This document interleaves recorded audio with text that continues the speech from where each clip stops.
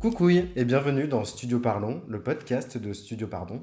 Aujourd'hui, pour ce nouvel épisode, on va s'intéresser au thème le harcèlement en ligne, ses impacts psychologiques, sociaux et artistiques. Et j'ai la chance de recevoir le chanteur Antoine Dely.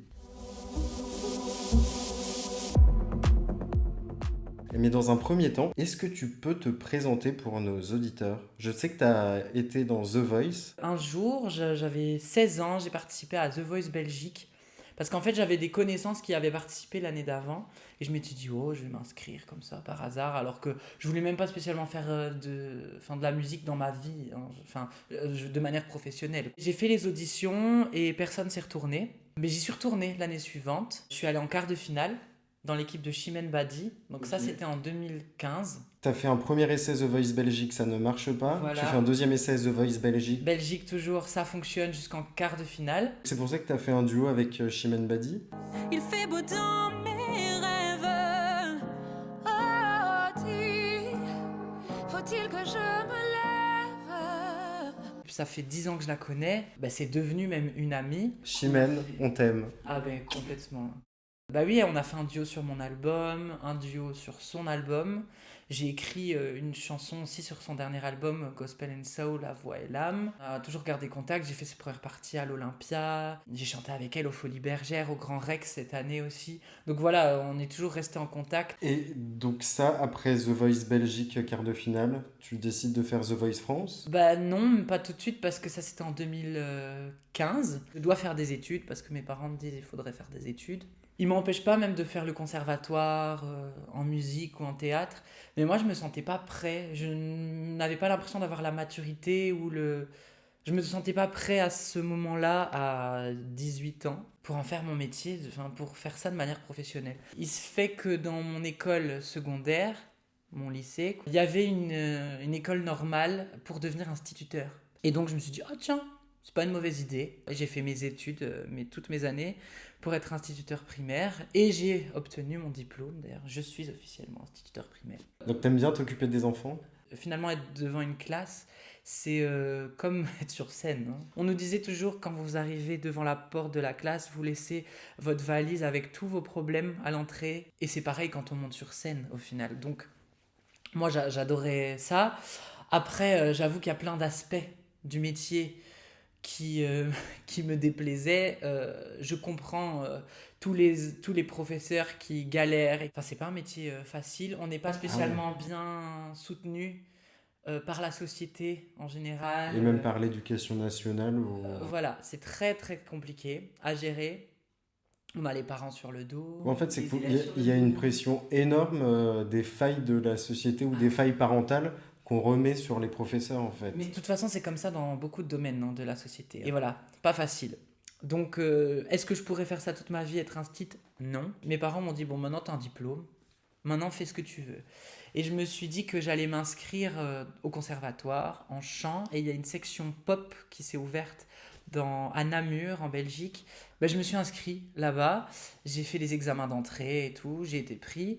Et parallèlement à ça, j'ai commencé à poster plein de vidéos sur les réseaux sociaux, des trucs pourris, hein, vraiment, je chantais pendant 20 secondes avec une vidéo, une qualité pourrie, un son pourri. Et là, j'ai reçu un jour un message. Bonjour, je travaille avec Bruno Berberès, le directeur de casting de The Voice. J'ai adoré ta vidéo. Est-ce que ça t'intéresserait de venir passer le casting à Paris? 3 jours après, quelqu'un sur Facebook qui m'envoie le même message, mais une autre personne qui n'était pas au courant que son collègue m'avait déjà contacté. Je dis, bon là c'est un signe, il faut y aller. J'y suis allé, et puis ça m'a mené jusqu'en finale, dans l'équipe de Marc Lavoine. Toujours autant de pluie chez moi.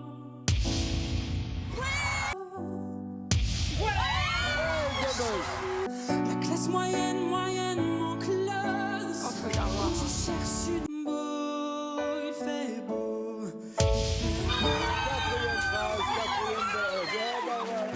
Chez moi, il y a du soleil 40 jours par an.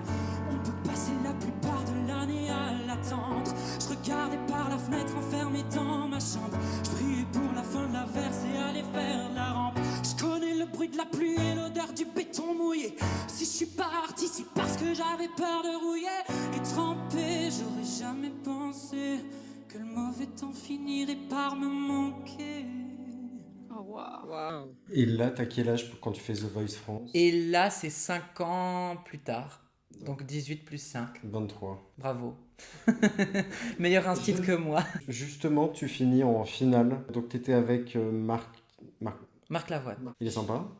Moi, j'ai adoré. Ah ouais, non, Marc, c'est un amour. On dirait parfois comme un enfant, l'insouciance d'un enfant, en même temps l'esprit et les connaissances de quelqu'un qui a vécu 1000 vies, quoi. C'est quelqu'un qui est assez impressionnant et en même temps qui est tellement humain, simple, incroyable. Et même en dehors, quand on n'était pas filmé, c'était le genre de coach à aller chercher des croissants très tôt le matin pour venir nous les déposer dans la loge des talents, venir nous faire un coucou. Pendant le confinement, il m'appelait 3 fois par semaine pour savoir comment j'allais, etc. Parfois en pleine nuit, il t'appelle comme ça.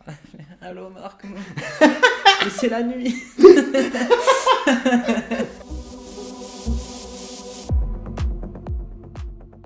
Après cette expérience, The Voice, j'imagine qu'il y a la notoriété qui arrive. Donc, ça veut dire que tu commences à gagner en abonnés sur les réseaux. Ouais. Comment ça se passe? Enfin, il y a des fans du coup qui arrivent, la communauté se crée. Ça paraît pas énorme quand je le dis, surtout aujourd'hui. Mais il faut savoir que moi, quand j'ai fait The Voice, c'est à peine si je venais de me mettre sur Instagram 1 an avant. Enfin, TikTok n'existait pas. C'était il y a 6 ans, hein, on se rend pas compte, mais les choses vont tellement vite. Moi, j'avais 500 abonnés sur Instagram. Le soir de mon audition à l'aveugle, j'en avais 4500, un truc comme ça.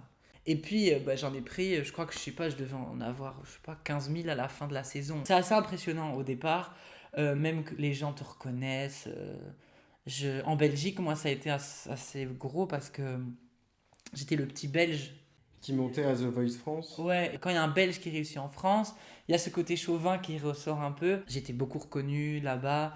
J'allais au resto dans ma ville en Belgique, je voyais les gens qui me fixaient. Dans le train, les gens qui prenaient leur téléphone et qui me filmaient. J'ai dit, mais si vous voulez me filmer, si vous voulez faire une photo, on la fait.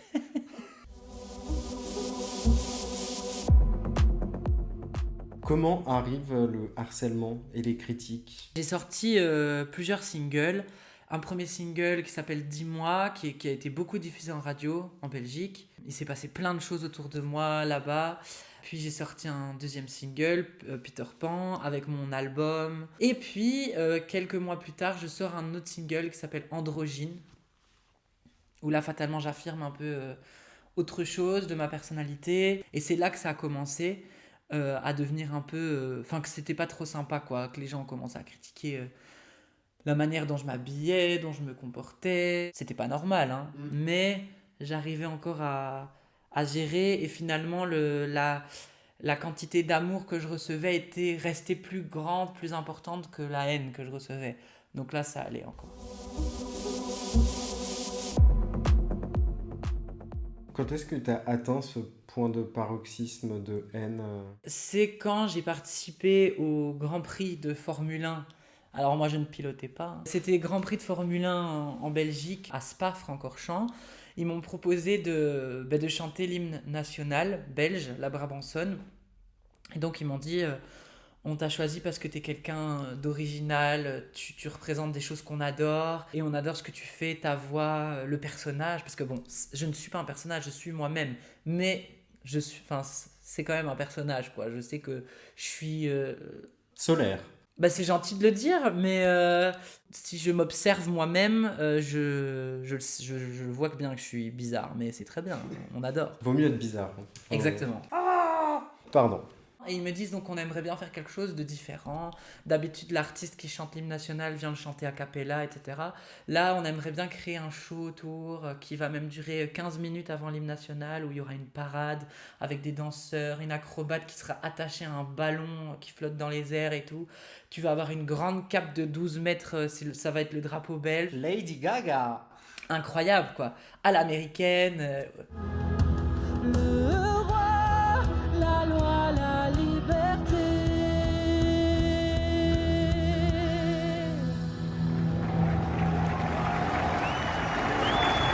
Moi, j'adorais l'idée. Donc, je dis, let's go, on y va. Je me suis pris une vague de haine parce que j'ai massacré l'hymne national. Parce qu'en fait, je l'ai fait à ma manière. J'ai refait un arrangement un peu rock et tout. J'ai voulu le faire vraiment moi, comme moi je suis. Je me suis dit, si je dois être sincère envers les gens et envers moi-même, Puis en fait, c'est ton métier aussi de proposer un point de vue artistique. voilà, c'est ça. Mais bon, je sais que toucher un hymne national, c'est compliqué. Et puis, je prends mon téléphone et là, je vois plein de messages. Je dis, oula, j'ai reçu plein de messages, c'est bien et tout. Et puis, je fais, oula, que du négatif. Les messages sur les réseaux, une horreur, quoi. Mais je me dis, mais qu'est-ce que c'est que ce truc? Jusqu'à ce que même Canal+ partage sur TikTok une vidéo de moi où ils se moquent. Ouais, où ils incitent à la moquerie et du coup où les gens... J'ai dû envoyer un message à Canal+. Alors moi je ne le fais jamais. Moi je suis pour la liberté d'expression. Mais là je dis c'est de l'incitation à la haine. Donc moi j'avais pas envie de ça. Et au final ça a été supprimé et j'ai reçu des excuses. Justement, quand tu reçois tout ça, qu'est-ce qui se passe dans ta tête? Est-ce que du coup, tu as quelqu'un à qui tu peux en parler? J'étais avec mon père et avec une partie de mon équipe management belge. Et puis l'organisation aussi du Grand Prix.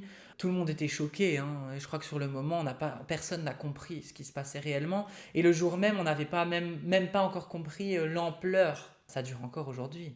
Je peux juste comme ça t'ouvrir au hasard mon TikTok.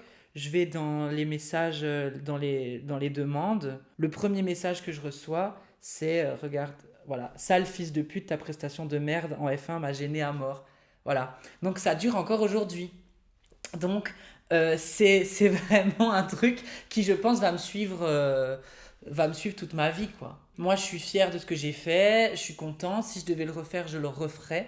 Et au final, ces gens-là, ils se rendent pas compte d'une chose, c'est qu'ils me font de la pub. Oui, parce qu'en fait, ça fait de l'engagement. Moi, c'est ce que mon mec m'a expliqué. Il dit, en fait, on est vraiment à l'époque où, en bien ou en mal, tant qu'on parle de toi, ça génère du trafic, de l'engagement, et du coup, l'algorithme va pousser ton... Mais complètement.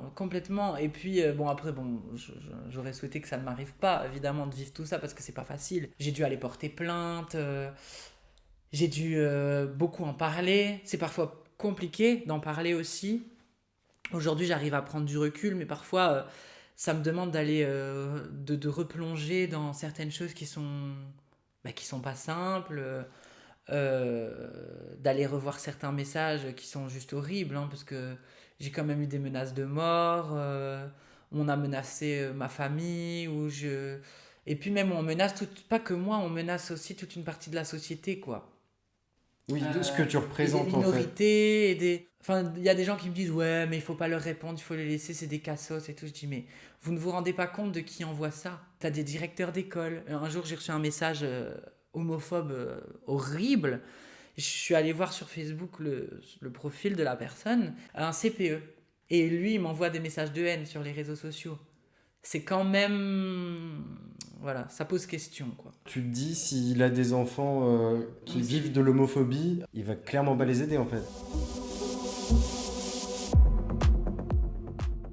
Et ça, légalement, du coup, comment tu gères? Moi, j'ai porté plainte. Il se fait que la plupart des messages, des menaces que j'ai pu recevoir venaient de Belgique. Okay. Alors, j'en ai reçu de partout. Hein. Mais les personnes qu'on a pu identifier, etc., venaient de Belgique. On avait notamment un gars qui avait son profil, c'était André. Il s'appelait André sur les réseaux. On s'est rendu compte que c'était pas son vrai nom. Parce qu'en fait, le gars fait une photo sur Facebook avec sa voiture. Et donc, il y a son numéro de plaque. Donc, on a pu voir qu'il s'appelait Michael, qu'il habitait Marcinelle en Belgique. Moi, je dis tout. Que c'était un ancien militaire. Je porte plainte. Je passe au journal télévisé en Belgique. Je passe dans beaucoup de médias. Ou même des gens de la justice, des avocats disent aux gens... Il faut porter plainte et il faut que des personnes comme Antoine portent plainte parce que Antoine, il peut devenir un porte-drapeau qui va finalement qui va donner envie aux gens de parler. Parce que finalement, j'ai une visibilité que certains n'ont pas et donc ça peut les aider à se dire « Ah ben s'il l'a fait, je peux le faire aussi ». Mais il se fait que je n'ai pas de message d'espoir à apporter aujourd'hui aux gens par rapport à ça parce qu'il ne s'est rien passé au niveau de la justice. Il se fait qu'en Belgique, il y a un article dans la Constitution, qui est l'article 150, qui est le délit de presse. Et il sert à quoi?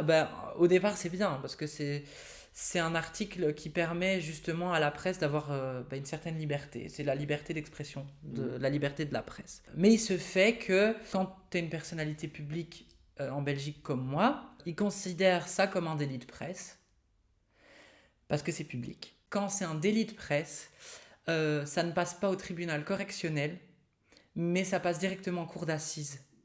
Ce qui veut dire que la cour d'assises, organise une cour d'assises avec des jurés, avec des peines plus lourdes, ça coûte cher d'organiser une cour d'assises. Qui va organiser une cour d'assises pour Antoine Dély qui se fait harceler sur les réseaux sociaux ? Ça n'existe pas. Donc en général, la plupart de ces dossiers sont classés en dossier sans suite. En fait, il faudrait que je me fasse agresser dans la rue physiquement pour que le dossier soit ouvert. Tout ce qui se passe en ligne, en fait, ils considèrent que c'est pas grave, c'est s'il y a une agression en réel. Voilà, parce que je suis une personnalité publique, donc c'est un délit de presse. Et donc, ça, c'est quelque chose qui ne va pas et j'aimerais un peu ouvrir la parole par rapport à ça. J'aimerais vraiment pouvoir rouvrir un débat aussi en Belgique, dire aux politiques, je sais que modifier la Constitution, c'est compliqué, mais il y a des choses qui ne vont pas. Et je sais que c'est qu'on est une minorité et que ça n'implique pas tout le monde, mais n'empêche, on existe et c'est quand même grave, quoi. Moi, j'ai pas de message d'espoir à pouvoir apporter aux gens par rapport aux résultats, au fait que j'ai porté plainte et tout, parce qu'il ne s'est rien passé.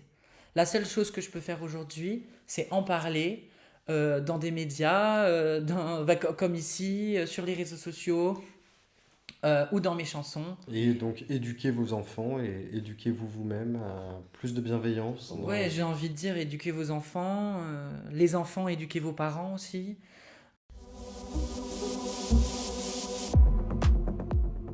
T'arrives à trouver de la force à l'intérieur de toi de dire, bon, ça fait partie du job. Il se fait qu'aujourd'hui, je le sais.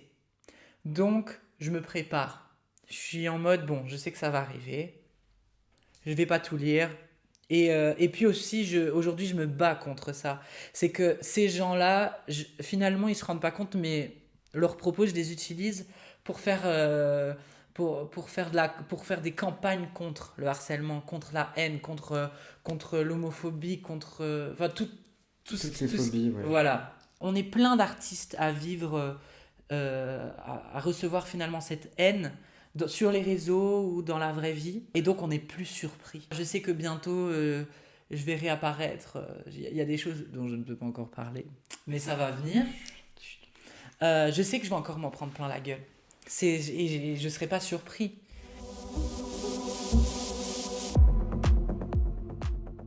Comment tu arrives à utiliser ton art pour justement balayer toute cette haine ? C'est un peu ce que je dis dans mon dernier single qui s'appelle Couleur, c'est transformer toutes les douleurs en couleurs. Mais j'essaie de me dire, écoute Antoine, tu vois le verre à moitié plein plutôt que de le voir à moitié vide, et tu transformes toute cette négativité en quelque chose de beau. C'est un peu ce que je fais avec la musique au final. Toute cette haine, je la transforme en combat. J'en parle ici aujourd'hui, j'en écris des chansons, bientôt vous en saurez plus. Écoute-toi, André, tu t'en prends à moi. Admire-moi, André, je sais que t'adores ça. Toi, tu veux faire de moi un homme, je te ferai croquer la pomme. Ne recule pas, moi, je serai de plus en plus folle. Je serai ta plus belle bestiole. Viens dans les bras d'un homme. Belle voix. Ouais, très beau. Qui a ce je ne sais quoi qui te fait peur, qui te complexe. Oh là là là, je suis un homme unisexe.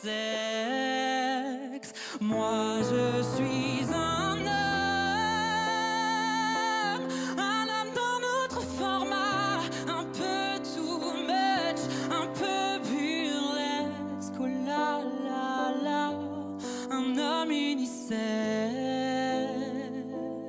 Voilà, j'essaie de faire évoluer les choses à ma manière. Je ne peux pas sauver le monde, mais si je peux sauver même une ou deux personnes, j'ai déjà tout gagné. Moi, c'est toujours ça, hein. C'est l'amour, le respect, la bienveillance, c'est ce qui compte. Que ça soit avec les gens qui sont là de manière humaine, présent, comment dire, et puis même les gens qui sont là, parce que moi j'ai un côté médium, et quand j'arrive dans un endroit, je nettoie la sauce et je dis, alors tous ceux qui sont, si des personnes sont présentes ici, vous êtes les bienvenus, mais dans la bienveillance, l'amour, le respect. Mais genre des fantômes? Ouais, des entités. Donc là, dans la pièce, il y a quelqu'un? Ça va, c'est assez bien nettoyé. Parfois, on peut même avoir des entités qui nous suivent, nous. Dans un bâtiment, il peut y avoir une entité dans une pièce et pas dans... En fait, si ça tombe, je me suis pas baladée dans tout l'appartement, hein. Je peux te dire, ah, cette pièce-là, on sent qu'il y a plus d'énergie. Tu vas me réinviter pour un autre. Ah, mais j'adore! Euh, On va faire un épisode médium. Est-ce que tu aurais des conseils pour les jeunes ou les créateurs qui subissent du harcèlement? de surtout pas changer, de continuer à être soi-même. C'est parfois plus facile de se dire je vais faire les choses pour plaire et pour ne pas justement, on va dire, Subir le harcèlement? voilà, tu vois, et Mais parfois après, tu te perds, du coup, ouais, et t'es plus toi-même, donc non, il faut surtout continuer, rester soi-même, être fier de soi, fier de sa différence, en parler autour de soi, ne pas garder ça pour soi, parce que c'est pas facile à vivre. Porter plainte quand même, hein, parce que voilà, j'ai dit tout à l'heure que moi ça n'avait amené à rien. Mais en, Mais en il tout faut- cas, en France, Voilà, et puis il faut quand même, même en Belgique, il faut quand même le faire, parce que j'ose espérer que ça va un jour. Ouais, et puis en fait, plus les gens vont porter plainte et montrer qu'il y a cette haine et qu'ils reçoivent Voilà. cette haine, plus ils vont... Enfin, peut-être que les lois vont changer. Ouais, plus on va rouvrir le débat, plus voilà. Donc c'est important de le faire.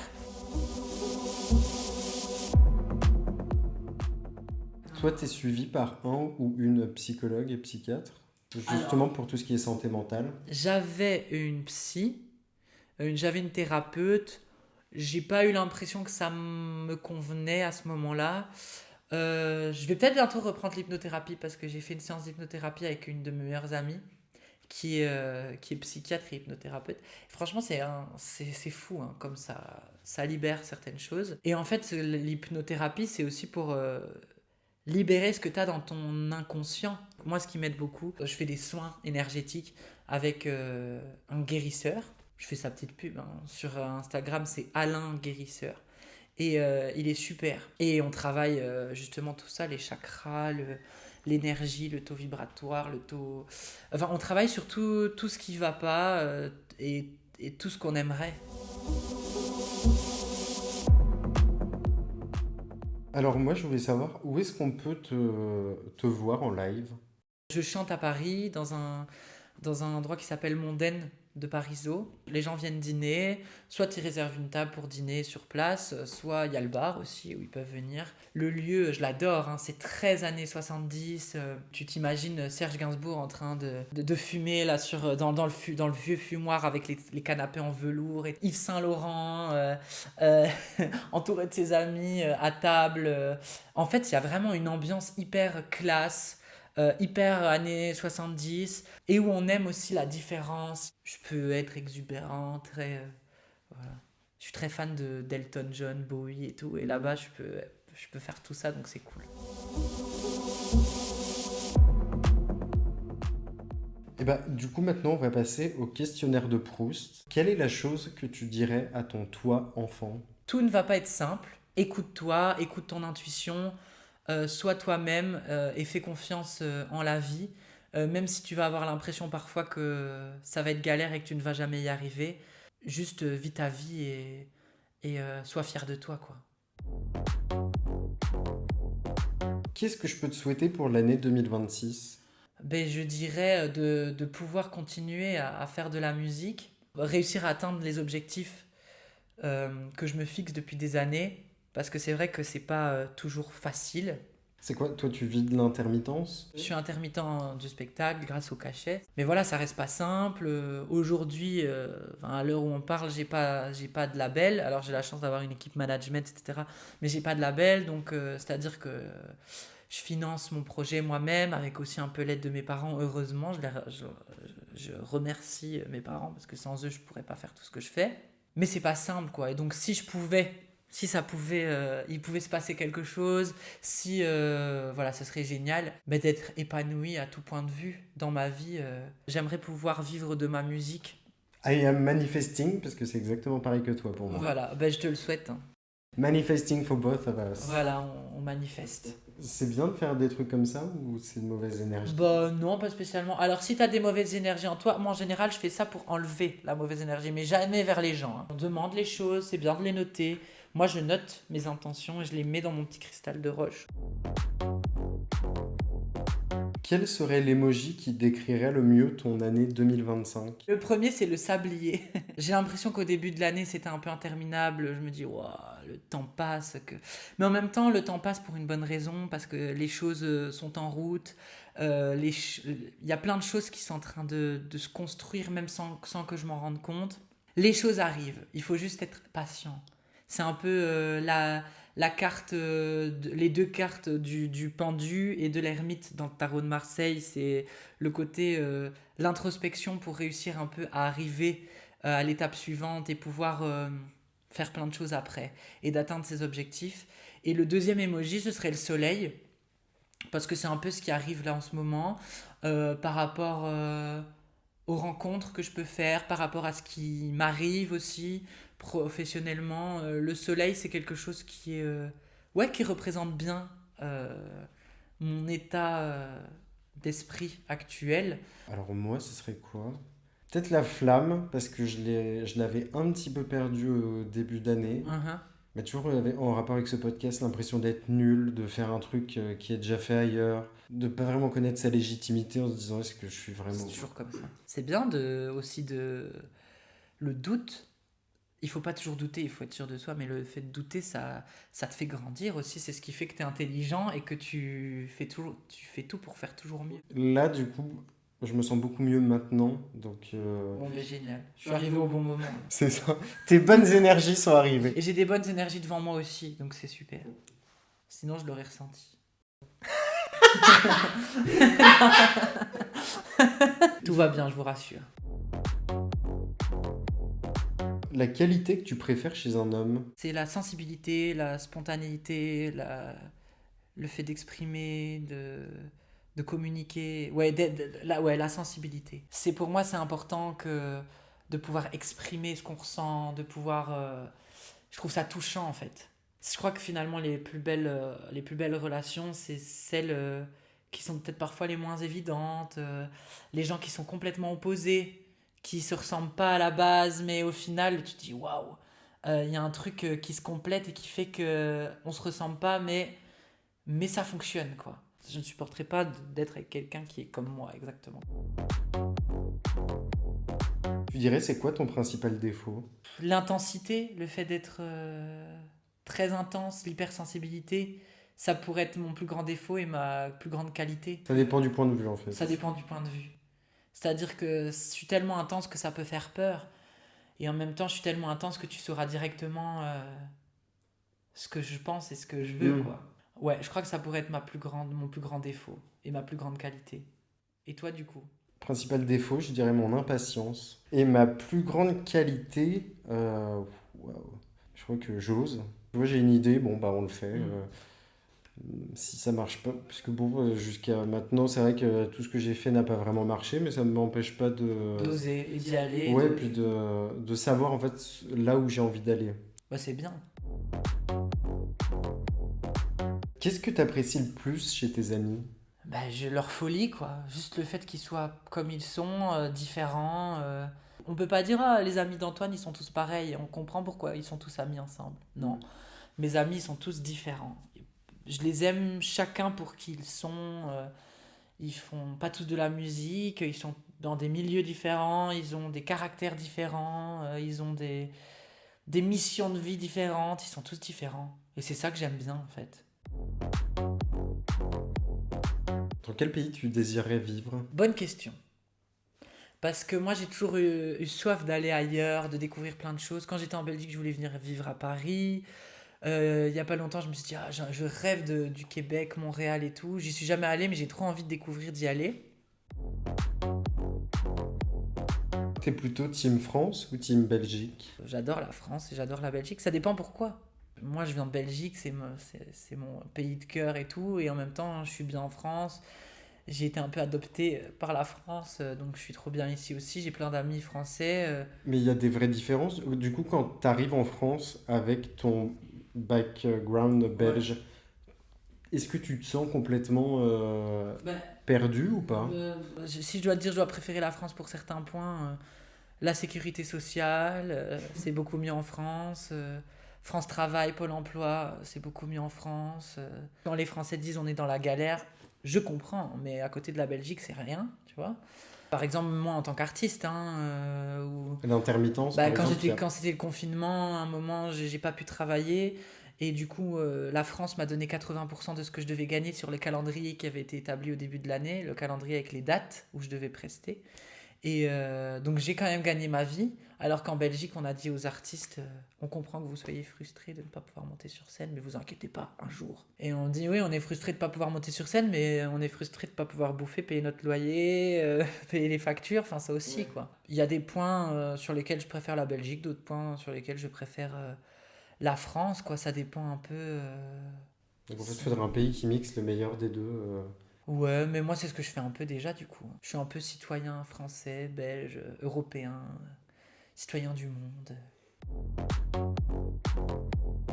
Toi, du coup, t'es plutôt Team The Voice ou Starac? J'adore regarder la Starac, j'adore ça, franchement je trouve ça, c'est une émission qui est géniale. Après, je vais pas renier là d'où je viens et c'est The Voice qui m'a fait grandir et c'est grâce à The Voice que j'en suis là. Donc je vais quand même dire The Voice parce qu'en plus de ça, je connais personnellement les gens qui sont derrière cette émission et qui sont des belles personnes et tout. Donc rien que pour ça, en ayant vécu The Voice de l'intérieur, je vais dire The Voice. Mais si un jour j'ai l'occasion de vivre la Starac de l'intérieur, vraiment, bon, je suis allé au château quand même. C'était la saison de Pierre Garnier. Je suis allé au château pour participer à un cours de chant et tout. Donc c'était super, etc. Mais j'ai pas pu vivre une saison complète, connaître la prod et tout, donc je peux pas dire. Donc je vais dire The Et il est Voice. beau alors le château? Bah ouais, c'est comme à la télé, hein. Ça fait quelque chose, hein. On se dit, oh là là, moi qui suis ça depuis que je suis tout petit. Et du coup, The Voice, tu te verrais jurer? J'aimerais bien faire The Voice Belgique en tant que juré. J'ai fait co-coach, j'étais assistant coach pour les battles. Co-coach. Ouais, J'adore. co-coach, assistant coach de BJ Scott qui était la coach historique, hein. C'était un peu comme, enfin on va dire Florent Pagny en France, BJ Scott en Belgique, quoi. Coach historique depuis la saison 1. Elle est géniale, elle est incroyable. Et elle m'a invité comme assistant coach pour les battles et j'ai adoré l'expérience. Et sincèrement, c'est quelque chose qui me plairait beaucoup. Après, voilà quoi, je ne suis pas tout seul à le On vouloir. manifeste. Manifeste. Mais c'est même pas spécialement, je ne le ferai pas pour la fame ou quoi. Dire ah, je suis coach dans The Voice, c'est pas le but, hein. C'est le partage, c'est Non, mais ça doit être le une fait de super belle découvrir. expérience à vivre. Ouais, c'est ça, découvrir Tu des rencontres des artistes, gens. faire de la musique avec eux. Ça reste de la télé, moi j'aime bien la télé, j'adore parler, j'adore faire le show. Il est 8h, l'horoscope de Patricia Milis. Bélier. Bah, du coup, on a terminé l'épisode. Déjà? Oui. Oh là là. Donc, je voulais te remercier d'être venu, d'avoir pris le temps d'être venu sur Studio Parlons pour nous parler de ton expérience de vie et sur le harcèlement. Et je vais d'ailleurs en profiter pour donner des numéros utiles. Tu peux appeler le 116 006. Si c'est du harcèlement scolaire, c'est le 30 18. Et pour les violences conjugales, c'est le 39 19. Mais j'ai appris qu'il y avait deux sites, donc cybermalveillance.gouv.fr. Donc Ouais. ça, c'est toute la haine en ligne que tu reçois sur les réseaux. Sinon, si tu as des problèmes de harcèlement dans la vraie vie, enfin dans la vraie vie, en réel et pas cyberment, Ouais. il y a France Victime. Si jamais tu subis du harcèlement, tu n'es pas seul. N'oublie pas, il faut en parler autour de toi. Tu peux venir en DM de Studio Parlons, je serai là. Vous pouvez évidemment aussi m'écrire ou même d'écouter simplement les gens ou de les lire, même si je peux malheureusement pas toujours faire quelque chose, mais je sais que le fait d'être écouté, ça fait du bien. Donc si certaines personnes oui, veulent m'écrire ou me parler, bien sûr, je serai là aussi, quoi. Bah écoute, merci beaucoup Antoine d'être venu. Merci à toi. Je te souhaite le meilleur pour la suite de 2025 et pour 2026. Ben, merci, mais je te souhaite tout pareil. On manifeste. Voilà, on demande. Manifesting.